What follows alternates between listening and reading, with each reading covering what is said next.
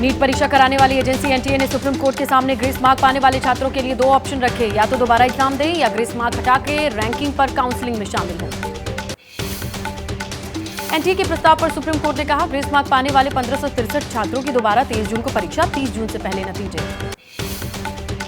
NTA के प्रस्ताव के मुताबिक 30 जून के बाद फिर से आएगी सभी छात्रों की रैंकिंग, 6 जुलाई से शुरू होगी काउंसलिंग।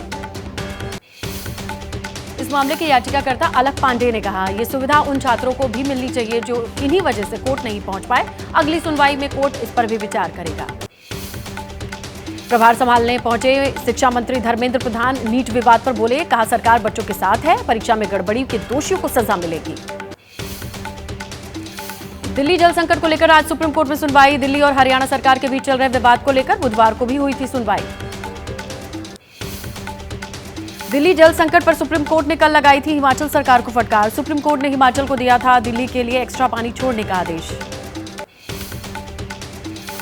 दिल्ली जल संकट पर बोले हिमाचल प्रदेश के मुख्यमंत्री, कहा सुप्रीम कोर्ट को किसी ने गलत जानकारी दी। जल संकट में पूरा सहयोग, दिल्ली के लिए 137 क्यूसेक पानी छोड़ा जा रहा है। दिल्ली में पानी का संकट, घर की जरूरत पूरी करने के लिए कई किलोमीटर दूर से पानी लेकर आ रहे हैं लोग, लाइन में लगकर कर रहे हैं अपनी बारी का इंतजार।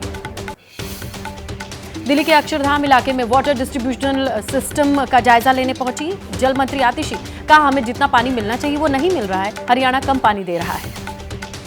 दिल्ली जल संकट को लेकर एक्शन में एलजीवी के सक्सेना, दिल्ली पुलिस कमिश्नर को निर्देश दिए टैंकर माफिया पर नजर रखने के आदेश।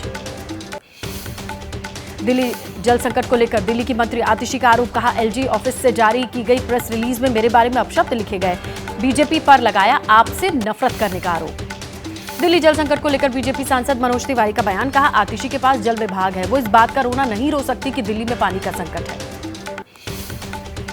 हरियाणा के मंत्री अभय सिंह यादव का आम आदमी पार्टी पर पलटवार, कहा दिल्ली की मंत्री हरियाणा सरकार पर गलत आरोप लगा रही हैं। बोले पानी का जितना हिस्सा दिल्ली सरकार का बनता है उससे ज्यादा ही हरियाणा सरकार दे रही है। पेमा खांडू ने अरुणाचल प्रदेश के सीएम पद की शपथ ली, तीसरी बार प्रदेश के मुख्यमंत्री बने पेमा खांडू। शपथ ग्रहण समारोह में केंद्रीय मंत्री अमित शाह, जेपी नड्डा शामिल हुए। नागालैंड, त्रिपुरा, असम के सीएम सहित कई बड़े नेता शपथ ग्रहण समारोह में मौजूद रहे। अरुणाचल प्रदेश के मनोनीत मुख्यमंत्री पेमा खांडू ने कहा, जनता के आशीर्वाद से तीसरी बार बन रही है हमारी सरकार, प्रदेश के विकास के लिए लगातार काम करते रहेंगे। ओडिशा के सीएम मोहन चरण मांझी के ऐलान के बाद खुले जगन्नाथ मंदिर के चारों द्वार, अब चारों द्वार से श्रद्धालु कर सकेंगे मंदिर में प्रवेश। आंध्र प्रदेश के मुख्यमंत्री एन चंद्रबाबू नायडू ने मीटिंग की, अपने आवास पर मंत्रियों के साथ बैठक, सरकार के कामकाज पर चर्चा। आंध्र प्रदेश के मुख्यमंत्री चंद्रबाबू नायडू और मंत्री नारा लोकेश परिवार के साथ तिरुपति मंदिर पहुंचे, भगवान वेंकटेश्वर के आशीर्वाद लिए। आंध्र प्रदेश में केंद्रीय मंत्री पीयूष गोयल ने तिरुपति तिरुमला मंदिर में पूजा अर्चना की, परिवार के साथ पहुंचे थे। आंध्र प्रदेश के अमरावती में सचिवालय रंग बिरंगी रोशनी से जगमगाया, आज से सचिवालय में सीएम चंद्रबाबू नायडू कार्यभार संभालेंगे। बीजेपी टीडीपी जनसेना के गठबंधन को लेकर वाईएसआरसीपी नेता वी रेड्डी का दावा, तीनों पार्टियों में चुनाव से पहले गठबंधन था, वाईएसआरसीपी कैडर पर अत्याचार के लिए तीनों पार्टियां जिम्मेदार। मध्य प्रदेश के पर्यटन स्थलों को हवाई सेवा से जोड़ने के प्रोजेक्ट की सीएम मोहन यादव ने शुरुआत करनी है, 8 शहर जुड़ेंगे प्रदेश से। राहुल गांधी ने कहा कि मोदी जी ने बीते 10 सालों में एक समुदाय को दूसरे समुदाय से लड़ाने का काम किया है, चुनाव में मोदी जी को जनता ने जवाब दिया। केरल के वायनाड से लगातार दूसरी बार सांसद चुने गए राहुल गांधी बुधवार को जनता से सीधे मुखातिब हुए, पूछा क्या चुनूं, रायबरेली या वायनाड? भीड़ ने जवाब दिया वायनाड।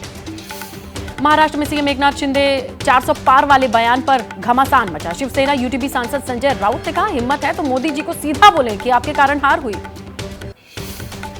एनसीपी एसपी प्रमुख शरद पवार ने पुणे में किसानों से बातचीत की, कहा दूध की कीमत के मामले में सरकार के सामने अपना पक्ष रखना होगा, नहीं सुनते हैं तो हम सड़क पर उतरेंगे।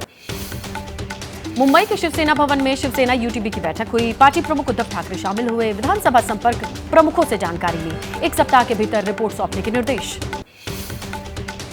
संजय राउत बोले बीजेपी पर हमला बोलते हुए कि पिछले 10 साल में बीजेपी ने आरएसएस को किनारे किया, बीजेपी अब आरएसएस की नहीं सुनती।